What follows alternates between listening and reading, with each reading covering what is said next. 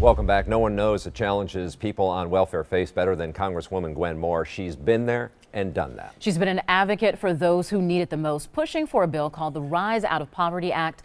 You have faced the welfare reform issue as a state lawmaker. You once called on Governor Thompson, his reform as the Frankenstein experiment on welfare reform.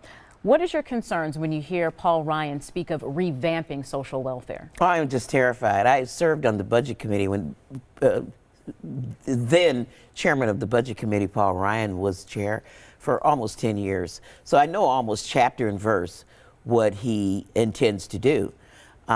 He has long saw the provisions under the Social Security Act, not just the small little piece that we call welfare, but Social Security and Medicare and Medicaid and SNAP, formerly called food stamps, as driving the deficit.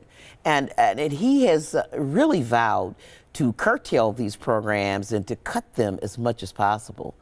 So we've seen we've seen proposals from him over the years to decimate these programs. And so what he hopes to do this time is to, like block grant Medicaid, take it away from its entitlement status to, first come, first serve, and when the money's gone, that's it. He still wants to turn Medicare into a voucher.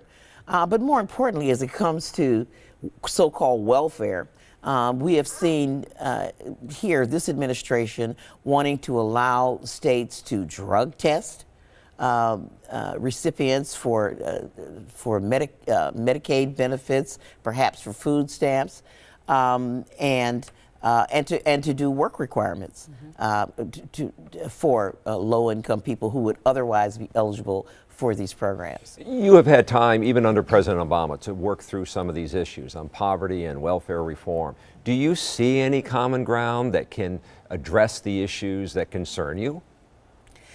Well, I can tell you that I'm making a really big push for the next session to be on the Ways and Means Committee. It's a tax writing committee, but under its jurisdiction are the so-called welfare programs, including, Social Security and TANF, the predecessor to AFDC. And so I'll be front and center on helping to shape these programs. I think there's areas of compromise. Where? I'll give you one big example. Paul Ryan and I have consistently agreed that support payments to low-income parents ought to go directly to the parent, the custodial parent, instead of going off to pay for back Medicaid bills or to pay admin costs for administering the program. That's one area of agreement. But I do think that there's going to be major battle around requiring Medicaid recipients to work, for example. Can I ask you, the conversation, especially from the president and this administration, has been the middle class and making America great by looking at the middle class. Why do you believe that the low-income worker is not a part of this conversation when it comes to making America great again? Thank you so much for raising that, Shannon. Because when you stop and think about it, those people who voted for President Trump, many of them in rural Wisconsin, maybe in West Virginia, other places, these are people who need these services more than anyone. They need Medicaid.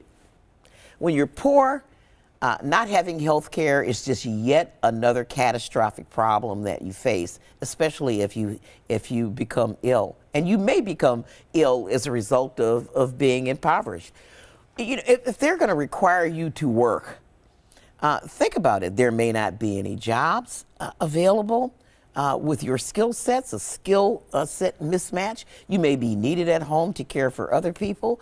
And the vagaries of poverty may mean that you are unable to maintain regular employment. And so all this does is reduce the caseload. The court battle that's occurring in Kentucky right now. Sure. I mean, they just admit that the reason that they want to do it is they want to save $300 million. So we just have a few seconds, but do you think there should be a work component? No. No. Okay.